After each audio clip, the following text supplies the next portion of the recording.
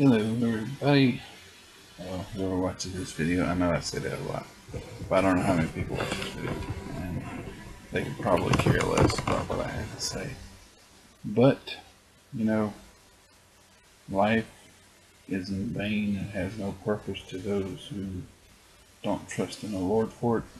And, I feel like the Lord has given me this purpose, and I'm enjoying life by doing it, by giving His Word the best I can, to the best of my ability, and reading things like this to glorify His Word.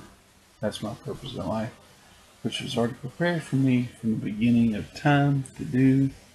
And so whatever I do is for His glory. It's not for myself, and so it's for Him. Just to hear those words, well done, good and faithful servant. That's what I want to hear. And so that You'd get all the glory, not me. Anyway, so I wanted to read the preface to the New Revised Standard Version, and I think Bruce Metzger wrote the RSV and the NRSV. So here's what it says. It's pretty long, and if I have to do two videos, then I'll have to do two videos, and then I'll do the ESV, and I'm sure it's not going to be short. That's the way life is. NASB is like the only shortest one. I think the NASB is the shortest one we have. Yeah. Anyway, so here we go. By the way, it's anglicized. Yeah, it's anglicized. NRSV, the Catholics approve of it. It says, this preface is addressed to you by the committee of translators who wish to explain as briefly as possible the origin and character of our work. The publication of our revision is yet another step in a long, continual process of making the Bible available in the form of the English language. Notice I said that. It's continuing. I didn't see this before, but it's obvious. And that is the most widely current in our day. To summarize in a single sentence, the New Revised Standard Version of the Bible is an authorized revision of the Revised Standard Version published in 1952, which was a revision of the American Standard Version published in 1901, which in turn embodied earlier revisions of the King James Version published in 1611. That's why I put it on the bottom of the video, because that's exactly what it was. I already said what he stated here in this thing. And it says, in the course of time, the King James Version came to be regarded as the Authorized Version. It says that in the other one too. No, it was Authorized Version first. Then it was nicknamed the King James Version. With good reason, it has been termed the noblest monument of English prose. And it has entered, as no other book has, into the making of the personal character in the public institutions of the English-speaking peoples. We owe it to it we owe to it an incalculable depth. I think it said the same thing in RSV. Now, here's what it says, the same thing in RSV again. Yet the King James Version has serious defects. I won't say grave defects.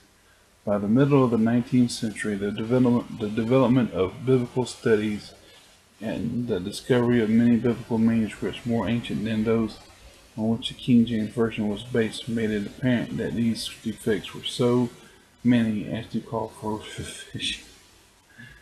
The task was begun by authority of the Church of England in 1870.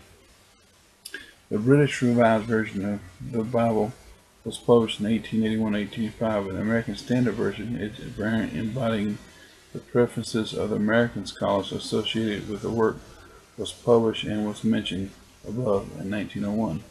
In 1928, the copyright of the latter was acquired by the International Council of Religious Education, and thus passed into the ownership of the churches in the United States and Canada that were associated in this council through their boards of education publication.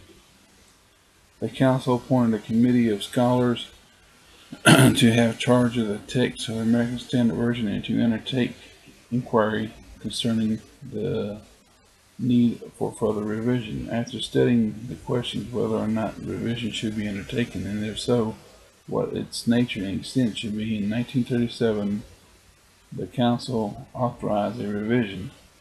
Now, notice this is a council, a religious body. It's not the people. So it's really not authorized as far as the king or president or a king would authorize, but actually the people. The Constitution of the United States is authorized by the people. You know what I mean? The scholars who served as members of the committee worked in two sections, one dealing with the Old Testament, and the one was dealing with the New Testament. In 1946, the Revised Standard Version of the New Testament was published. The publication of the Revised Standard Version of the Bible containing the Old and New Testaments took place on September 30th, 1952. A translation of the apocryphal and canonical books of the Old Testament followed in 1957. In 1977, this collection was issued in an expanded edition containing 3 additional texts received by Eastern Orthodox communions, 3rd and 4th Maccabees and Psalm 151. Right. Thereafter, the Revised Standard Version gained a distinction of being officially authorized for use by all major Christian churches. Again, it was the group, not the people. Protestant, Anglican, Roman Catholic, and Eastern Orthodox. The Revised Standard Version Bible Committee is a continuing body comprising about 30 members, both men and women, ecumenical in representation, and includes scholars affiliated with various Protestant denominations, as well as several Roman Catholic members, an Eastern Orthodox member, and a Jewish member who serves in the Old Testament section. For a period of time, the committee included several members from Canada and from England. Because no translation of the Bible is perfect, that's bull, or is acceptable to all groups or of readers, and because the discoveries of older manuscripts and further investigation of linguistic features of the text continue to become available, renderings of the Bible have proliferated. During the years following the publication of the Revised Standard Version, 26 other English translations and revisions of the Bible were produced by committees and by individual scholars, not to mention 25 other translations and revisions of the New Testament alone. One of the latter was the second edition of the NRSV New Testament, issued in 1971, 25 years after its initial publication. Yeah, I remember seeing that. Following the publication of RSV Old Testament in 1952, significant advances were made in the discovery and interpretation of documents in Semitic languages related to Hebrew. In addition to the information that has become available in the late 1940s from the Dead Sea Scrolls texts of Isaiah and Habakkuk, subsequent acquisitions from the same area brought to light many other early copies of all the books of the Hebrew Scriptures, except Esther. Though most of these copies are fragmentary, so it's like having a bone. It's like evolution for Bibles. It's like you have a bone, a piece of skull chip, and you think, oh, this was a Neanderthal man. Same here. So they can conclude from one little piece of fragment what that gospel was. Wow, that's really something else. Let's see here. During the same period, early Greek manuscript copies of books of the New Testament also became available. In order to take these discoveries into account, along with recent studies of documents in Semitic languages related to Hebrew, in 1974, the Policies Committee of the Revised Standard Version, which is a standing committee of the National Council of the Churches of Christ in USA, NCCC, National Council of the Churches of Christ in the USA, authorized the preparation of a revision of the entire RSV Bible. Notice how they use authorize a lot. This NCCC authorization is not the same as authorization of the people or a king. In order to take these discoveries into account, along with recent studies, oh, I read that thing. Yeah, I did. Oops. For the Old Testament, the committee has made up the Biblia Hebrea Stuartensia. In 1977, Ed Sec Emendata in 1983. This is an edition of the Hebrew and Aramaic text as current early in the Christian era fixed by Jewish scholars, the Masoretes, of the 6th to the 9th centuries. The vowel signs which were added by the Masoretes are accepted in the main, but there were a more probable and convincing reading can be attained by assuming different vowels. This has been done. No notes are given in such cases because the vowels points are less ancient and reliable than the consonants. When an alternative reading given by the Masoretes is translated in a footnote, this is identified by the words another reading is. I'm doing my thing. Let's see here. Let me see that was. Oh, like that. Departures from the consonantal text of the best manuscripts have been made only where it seems clear that errors in copying had been made before the text was standardized. Most of the corrections are based on the ancient versions, translations of Greek, Aramaic, Syriac, and Latin, which were made prior to the time of the work of the Masoretes, and which before may reflect earlier forms of the Hebrew text. In such instances, a footnote specifies a version or versions from which the correction has been derived and also gives a translation as Masoretic text, where it was deemed appropriate to do so. Information is supplied in footnotes from subsidiary Jewish traditions concerning other textual readings. The Tikkun Sophrim, imitations of the scribes, these are identified in the notes as ancient Hebrew tradition. Occasionally, it is evident that this text has suffered in transmission and that none of the versions provides a satisfactory restoration. Here we can only follow the best judgment of competent scholars as to most probable reconstruction of the original text. Such reconstructions are indicated in footnotes by the abbreviation CN correction, and a translation of the Masoretic text is added. From the apocryphal Deuteronomical books of the Old Testament, the committee has made us a number of texts. For most of these books, the basic Greek text from which the present translation was made in the edition of the Septuagint prepared by Alfred Rouse and published by Württemberg Bible Society, Stuttgart, 1935.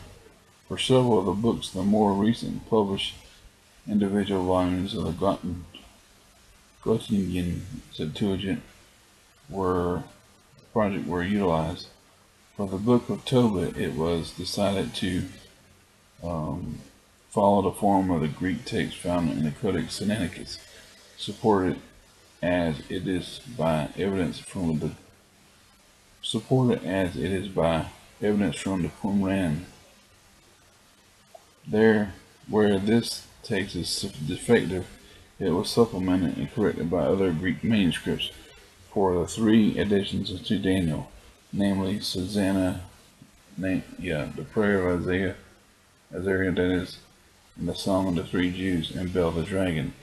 The committee continued to use the Greek version attributed to Theodotion, or so-called Theodotion Daniel, and translating Ecclesiasticus Syriac, while constant research was made to the Hebrew fragments of a large portion of this book. Those discovered at Qumran and Masada, as well as those recovered from Cairo, Geniza. The committee generally followed the Greek text, including verse numbers, published by Joseph Ziegler in the Göttingen Septuagint in 1965, but in many places the committee has translated the Hebrew text. Then this provides a reading that is clearly superior to the Greek. The Syriac and Latin versions were also consulted throughout and occasionally adopted.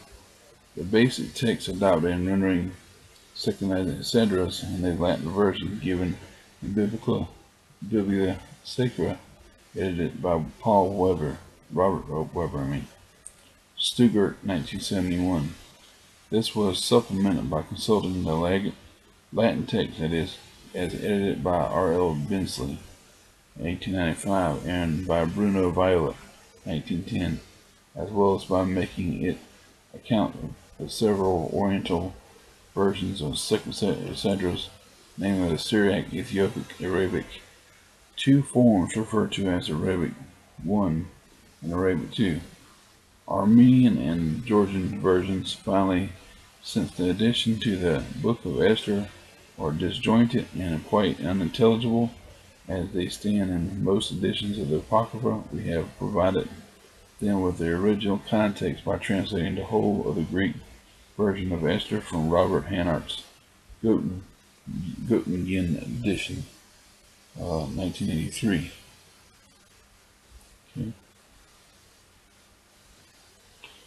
For the New Testament, the committee has based its work on the most recent edition of the Greek New Testament, prepared by an interconfessional and international committee and published by the United Bible Society's 1966 third edition, prepared in 1983. Information concerning changes to be introduced into the critical apparatus of the forthcoming fourth edition was available to the committee. As in the edition, double brackets are used to enclose a few passages that are generally regarded to be later additions to the text, but which we have retained because of their evident antiquity and their importance in the textual tradition. Only in very rare instances have we replaced the text over the punctuation of the Bible Society's edition by an alternative that seemed to us to be superior. Here and there in the footnotes, the phrase "other ancient authorities read" identifies alternative readings preserved by Greek manuscripts and early versions. In both testaments, alternative renderings of the text are indicated by the word "or."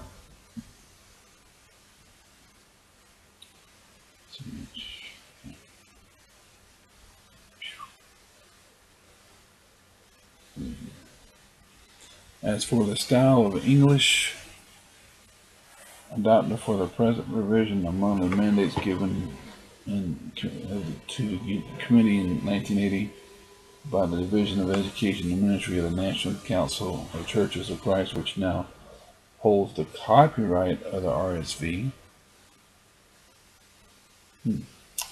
was the directive to continue in the tradition of the King James Bible, but to introduce such changes as are warranted on the basis of accuracy. And that's one thing.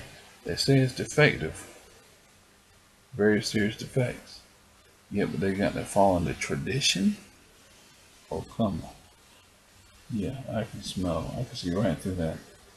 But to introduce such changes as warranted based on accuracy, clarity, euphony, that is, in current English usage, within the constraints set by the original text and by the mandates of the division. The committee has followed the maxim: as literal as possible, as free as necessary. As a consequence, the new Revised Standard Version (NRSV) remains essentially a literal translation. Paraphrastic renderings have been adopted only sparingly, and then chiefly to compensate for a deficiency in the English language, the lack of a common gender third-person singular pronoun. Okay, I'm gonna stop that for a little bit, and I'm gonna let this video render, this one here, and I'll be back with part 2, and then we'll move on to the English Standard Version, see what that has to say. I'll be right back. Stay tuned, don't go nowhere. Part 2 is coming up.